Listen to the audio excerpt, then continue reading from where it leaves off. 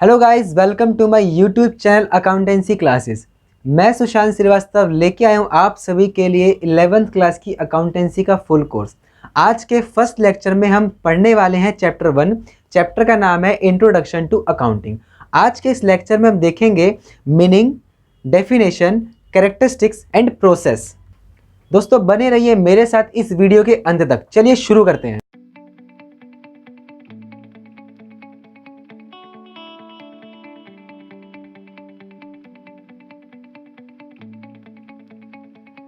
Introduction to accounting. अब सबसे पहले इसमें हिस्ट्री की बात करते हैं। हिस्ट्री में फादर ऑफ अकाउंटिंग, कि अकाउंटिंग का आविष्कार किसने किया था, उनका नाम था लूका पाशियोली। ठीक है दोस्तों। ईयर ऑफ इन्वेंशन, कब उन्होंने इसका इन्वेंशन किया था? 1494 में।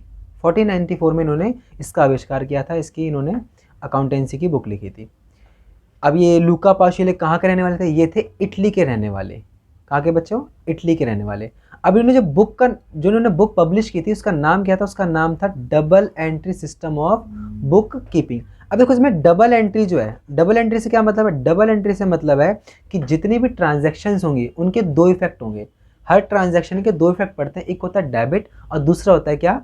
क्रेडिट। इसीलिए इन्होंने जो सिस्टम का नाम रखा वो क्या रखा? Double entry system of book keeping. ठीक है। अब ये इटली के रहने वाले थे तो उन्होंने इटालियन लैंग्वेज में जो दो टर्मिनोलॉजी यूज़ की उसका नाम उन्होंने वर्ड ये रखा डेबिशियो और दूसरा रखा क्रेडिशियो। तो इसी डेबिशियो और क्रेडिशियो से ये वर्ड निकला है डेबिट और दूसरा क्रेडिट। क्लियर? अब हम अकाउंटिंग की मीनिंग पे आते हैं। अकाउंटिंग का मीनिंग क्या है? देखो मैंने कुछ टर्म्स यूज़ कर रखी हैं। Systematic process, identifying, measuring, recording, classifying, summarising and analysis and interpretation, communication. देखो ये जो टर्मिनोलॉजी है ये आपको बहुत ध्यान से देखनी है, क्योंकि इन्हीं टर्मिनोलॉजी से इसका मीनिंग, डेफिनेशन, प्रोसेस, कैरेक्टरिस्टिक्स सारे क्लियर हो जाएंगे। आने वाले चैप्टर के लिए सारी चीज़ें यहाँ पे क्लियर हो जाएंगी। ठीक है। अब मीनिंग क्या कहता है? Accounting is a systematic process. एक क्या है? एक प्रोसेस है, वो भी कैसा प्रोसेस है? सिस्टमैटिक है। जैसे कि हर चीज़ जो है सीक्वेंस वाइज दी हुई है। किस वाइज दी हुई है? एक सीक्वेंस वाइज दी हुई है। सबसे पहले आता है आइडेंटिफाइंग। अब आइडेंटिफाइंग का मतलब क्या है? आप जो भी ट्रांजेक्शन कर रहे हो वो फाइनेंशियल नेचर की है या नहीं है, ये सबसे पहले उसको मेज़र करेगा। फिर उसके बाद है measure in term of money. किस में मेज़र करेगा? मनी में मेज़र करेगा। यानी जो भी ट्रांजैक्शन हुई है उसको वो कितने अमाउंट की है। ट्रांजैक्शन वर्ड में यूज़ कर रहा हूँ। ट्रांजैक्शन का मतलब क्या होता है आपको मैं क्लियर कर दूं। तो ट्रांजैक्शन का मतलब होता है किसी भी प्रकार का लेन देन। अब लेन देन आप समझ गए हैं, बिजनेस ट्रांजैक्शन। बिजनेस में जैसा भी लेन देन हो रहा है, जो भी लेन देन हो रहा है उसको हम क्या बोलते हैं? ट्रांजैक्शन बोलते हैं। तो ये हर ट्रांजैक्शन को मनी की टर्म में क्या करता है? मेजर करता है। देन उसको क्या करेगा? रिकॉर्ड। रिकॉर्डिंग का मतलब क्या है? रिकॉर्डिंग का मतलब है जर्नल एंट्री। यानी कि हर एंट्री को रिकॉर्ड करेगा। किस में रिकॉर्ड करेगा? जर्नल एंट्री में। ठीक है। फिर आता है क्लासीफाइंग।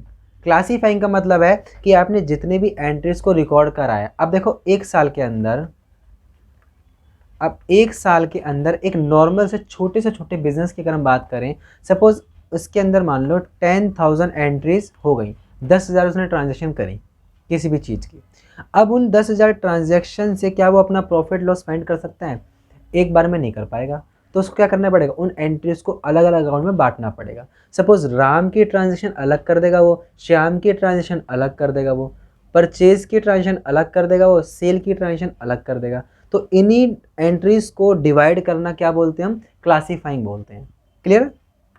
उसे क्या बोलते हैं हम? क्लासीफाइंग। अब देखो ये जो रिकॉर्डिंग है ना, रिकॉर्डिंग एक सेपरेट चैप्टर है जर्नल एंट्री के नाम से, चैप्टर नंबर 8। ठीक है। ये जो क्लासीफाइंग है ना, ये भी एक सेपरेट चैप्टर है लेजर के नाम से। क्लियर? अब आता है समराइजिंग। समराइजिंग का मतलब होता है जो आपने रिकॉर्डिंग की, रिकॉर्डिंग करने के बाद आपने उसको क्लासीफाई कर लिया। अब क्लासीफाई कर लिया, अलग अलग 50-60 अकाउंट आपके पास बन गए हैं, तो अब उन अकाउंट की डिटेल एक जगह पे लेके आओगे, जैसे ट्रायल बैलेंस। अब उन सारे अकाउंट्स को आप एक जगह पे लेके आओगे। अभी मैंने ऊपर वर्ड यूज़ किया था डेबिट और क्रेडिट। ये हमेशा ध्यान रखना, जो डेबिट है वो हमेशा क्रेडिट के इक्वल होगा, हमेशा क्रेडिट के इक्वल होगा। Debit is equal to credit. तो ट्रायल बैलेंस में हम क्या चेक करते हैं कि आपने जितने भी लेजर बनाए हैं, जितने भी एंट्रीज करी हैं, एंट्री के बाद आपने उसकी पोस्टिंग करी है लेजर में, वो लेजर का बैलेंस डेबिट और क्रेडिट हमेशा इक्वल आएगा। ठीक है, वो हम क्या कहाँ चेक करते हैं, ट्रायल बैलेंस में। देन इसके बाद आप कंपनी का या फर्म का क्या निकालोगे, प्रॉफिट एंड लॉस निकालोगे। ये भी किस में आता है, समराइजिंग में आता है। देन इसके बाद आप क्या बनाओगे, बैलेंस शीट बनाओगे। बैलेंस शीट भी किस में आती है, समराइजिंग में आती है। हम उसी क्या बना रहे हैं, एक शॉर्ट समरी बना रहे हैं। पूरे साल की ट्रांजैक्शन की हमने क्या बनाई, एक छोटी समरी बनाई है, जो कि भाई ये रही। जैसे कि इसमें क्या क्या है, इसमें राम का अकाउंट भी है, इसमें श्याम का अकाउंट भी है, इन सब का मेन बैलेंस है, एंडिंग पार्ट है। क्लियर है। देखो अभी मैं इसमें ज़्यादा नहीं बता रहा हूँ, क्योंकि ये सब चीज़ें जो है ना, trial balance, profit and loss, balance sheet, ये खुद सेपरेट चैप्टर है, अभी आपके 11th के कोर्स में आगे आने वाले हैं। ठीक है बच्चों। अब आता है analysis and interpretation. Analysis and interpretation, आपने बैलेंस शीट बनाई तो उसको एनालाइज तो करोगे कि हमें प्रॉफिट हुआ कि नहीं हुआ। अच्छा हुआ है तो कितना प्रॉफिट हुआ है, प्रॉफिट हुआ पिछले साल के मुकाबले हमें इस बार ज़्यादा हुआ कि कम हुआ। अच्छा ज़्यादा हुआ है तो ज़्यादा क्यों हुआ है, कम हुआ तो कम क्यों हुआ। ये सब किस में आता है बच्चों, एनालिसिस के अंदर आता है। क्लियर है। फिर उसे क्या करना, इंटरप्रिटेट करना। इंटरप्रेट करने का मतलब, अब जिस पर्सन को अकाउंट्स की नॉलेज नहीं है तो वो बैलेंस शीट पढ़ पाएगा क्या, समझ पाएगा, नहीं समझ पाएगा। तो उसको इंटरप्रेट करके देना पड़ेगा ना, उसको बिल्कुल समझा के देना पड़ेगा ना। हमने एनालिसिस कर लिया, हमने क्या करा, बैलेंस शीट को टैली करा, देख लिया, समझ लिया, हमने सारी रिसर्च कर ली। उसके बाद हम एक नोट बना देंगे कि भाई हमने नोट इस रिसर्च में क्या पाया। उससे हम क्या बोल रहे हैं, अभी हम वर्ड यूज़ कर रहे हैं इस तरीके से। ठीक है, इंटरप्रेटेड।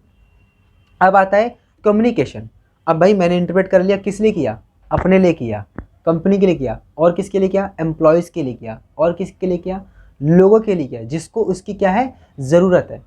तो कम्युनिकेशन में कौन कौन आते हैं, एक होते हैं हमारे इंटरनल, और एक होते हैं क्या, एक्सटर्नल।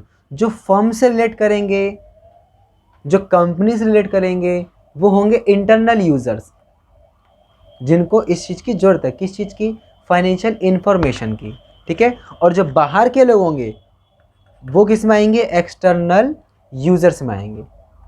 क्लियर है बच्चों। अब ये इंटरनल यूज़र्स कौन कौन होते हैं, एक्सटर्नल यूज़र्स कौन कौन होते हैं, ये हम आगे नेक्स्ट वीडियो में या इस वीडियो के अंत में देखेंगे। क्लियर।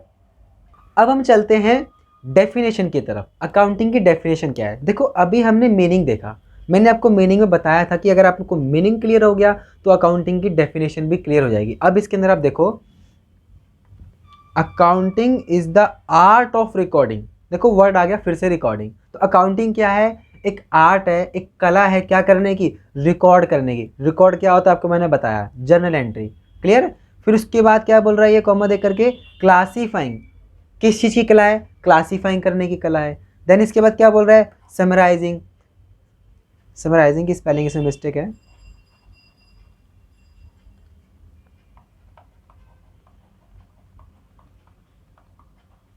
समराइजिंग। समराइजिंग क्या होता है मैंने आपको यही बताया, इन अ सिग्निफिकेंट मैनर। अब देखो ध्यान से सुनो, accounting is a art of recording, classifying and summarising in a significant manner.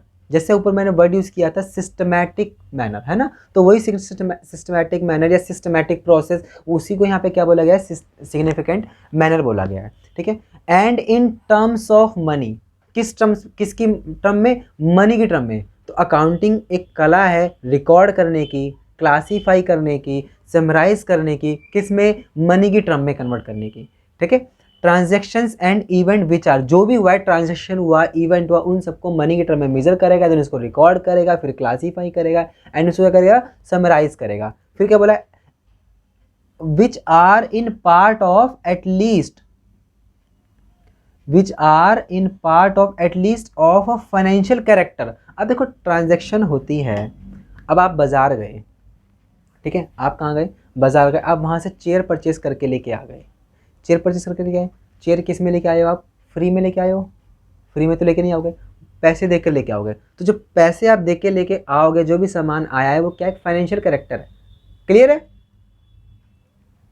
तो बोल रहा है transaction and event which are in part at least of a financial character and interpreting the result thereof. जो भी transaction हुआ उनको record करना, classifying करना, समराइजिंग करना एक सिग्निफिकेंट मैनर में, किस टर्म में, मनी के टर्म में, और उसको एंड में क्या करना, interpreted the result thereof. जो भी आपका रिजल्ट उसमें निकला है, बैलेंस शीट आपने बना लिया, P&L आपने बनाया, बैलेंस शीट बनाया, उसका आपने जो भी आपने उसका निचोड़ पाया है उससे करना, इंटरप्रेट करना। ये अकाउंटिंग की क्या है कि डेफिनेशन है। ठीक है। अब देखो मैंने आपको बताया डेफिनेशन में जितने भी टर्मिनोलॉजी यूज हुई और जो मीनिंग में टर्मिनोलॉजी यूज हुई, वही टर्मिनोलॉजी हमारी कैरेक्टरिस्टिक्स में भी यूज होंगी। अब देखो सबसे पहला characteristics of accounting, identification of financial transaction and event. तो पहली इसकी विशेषता क्या है, ये हर ट्रांजैक्शन और इवेंट को आइडेंटिफाई करता है कि ये फाइनेंशियल नेचर की है या नहीं है। अगर फाइनेंशियल नेचर की नहीं है तो हमारी अकाउंटिंग का पार्ट ही नहीं है। क्लियर है। अब मैंने बोला फाइनेंशियल नेचर, और भी टाइप के नेचर होता है, मैनेजमेंट होता है, एक अलग होता है, एक फाइनेंशियल मैनेजमेंट अलग होता है, कॉस्टिंग अलग होता है। तो हम यहाँ पर सिर्फ और सिर्फ वही ट्रांजेक्शन को रिकॉर्ड करते हैं जो फाइनेंशियल नेचर की होगी, क्योंकि हमारा सब्जेक्ट है फाइनेंशियल अकाउंटिंग। क्लियर। देन इसको बोल रहा है मेजर द आइडेंटिफाइड ट्रांजेक्शन। जो आपने ट्रांजेक्शन आइडेंटिफाई करी है कि हाँ भाई ये हमारे फाइनेंशियल नेचर की है, देन उसको मेजर करना कि कितने की है, कितने की है, वो हमारा किस में का मेजर द आइडेंटिफाइड ट्रांजेक्शन। आपने मेजर भी कर लिया, पता लगा लिया कि फाइनेंशियल नेचर की है, देन आपने उसको मेजर भी कर लिया। अब आप क्या करोगे, उसको रिकॉर्ड करोगे। ये भी इसकी क्या है विशेषता। रिकॉर्ड किस में करते हैं, मैंने आपको बताया किस में करते हैं, जर्नल में। Then classifying, summarising, analysis, interpretation, communication, ये सारी चीज़ मैंने आपको पहले ही क्लियर कर दिया है, किसमें, मीनिंग में। ठीक है बच्चों। अब देखिए, अब आता है प्रोसेस कि अकाउंटिंग करने का क्या प्रोसेस है। अब आपको हंसी आएगी कि यार ये सर तो बार बार वही चीज़ रिपीट करके पढ़ाए जा रहे हैं। तो बच्चों ऐसा है कि जो मीनिंग में जो टर्म्स यूज हुई हैं वही इसकी डेफिनेशन है, वही इसके कैरेक्टरिस्टिक्स हैं, और वही इसका क्या है, प्रोसेस है। अब आप देखिए इसके अंदर ये क्या है, आपके सिलेबस में नहीं है। अब आप खुद सोचो कि आप अकाउंटिंग कर रहे हो तो सबसे पहले आप क्या करोगे, आप सबसे पहले चेक करोगे कि हाँ भाई ये हमारे अकाउंटिंग का पार्ट है, फाइनेंशियल अकाउंटिंग का पार्ट ये हमारा है। देन उसके बाद आप चेक करोगे कि ये कितने का है इन टर्म ऑफ मनी। आपने उसको चेक कर लिया, देन आप क्या करोगे, उसको रिकॉर्ड करोगे। रिकॉर्ड करोगे किसमें, एंट्री आपने नोट कर ली, फिर उस एंट्री के बाद आप क्या करोगे, उसको क्लासीफाई करोगे। देखो जो डेफिनेशन में टर्म्स यूज हो रही थी वही एज इट इज क्या है, इसका प्रोसेस है। ठीक है बच्चों। अब क्लासीफाइंग आपने कर लिया, क्लासीफाइंग आपने अलग अलग अकाउंट बना लिए, देन उसके बाद आप क्या करोगे, समराइजिंग करोगे, उसकी समरी बनाओगे। समरी बनती है तीन तरीके से, एक होती है आपकी ट्रायल बैलेंस, और दूसरा आपका होता है प्रॉफिट एंड लॉस, और होता है क्या, बैलेंस शीट। ठीक है, ये आपने बना लिया, आपकी बैलेंस शीट टैली हो गई, इक्वल आ गई।